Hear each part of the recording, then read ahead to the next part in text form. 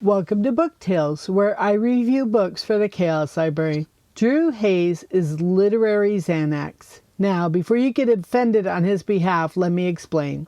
I read this book, Secondhand Curses, during a time of great stress. My father had recently died after a long protracted fight with Alzheimer's, and I had helped my mom nurse him through the last 5 months. Meanwhile, I was working full-time at a job with a lot of responsibility and a nearly 1-hour commute each way, and I was taking college classes online and maintaining a 4.0 GPA. I was struggling with anxiety and depression and just couldn't take any more stress. So when I read a book with lots of adventure and danger, it could be more than I could handle. If the author was unskilled or unknown, it stressed me out.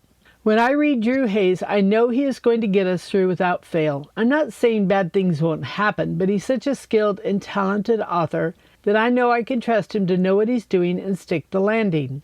It's the difference between riding in a car with an experienced driver instead of in a car with a teenager just learning how to drive. The road may be harrowing and traffic may be bad, but you trust the driver so you can relax. With a less skilled author, the same scenarios make me too tense to enjoy them. As I've said in other reviews, I don't think it's possible for Drew Hayes to write a bad book. Drew, don't try it, because you're talented enough to manage, and then where would we be? This one is about a world of fairy tales come to life. You meet many classic characters, including Pinocchio and the shoemaker and the elves. But in the book, things are grittier and more real than in any fairy tale.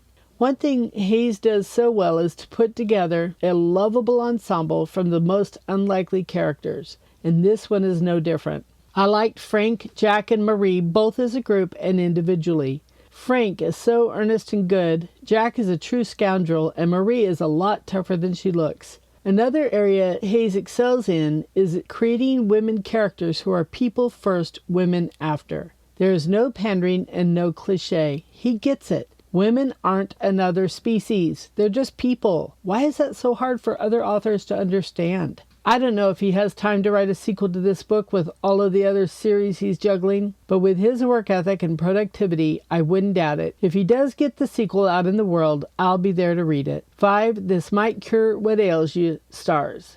You've reached the tail end. Look forward to another book tale soon, and don't forget to visit the Chaos Library.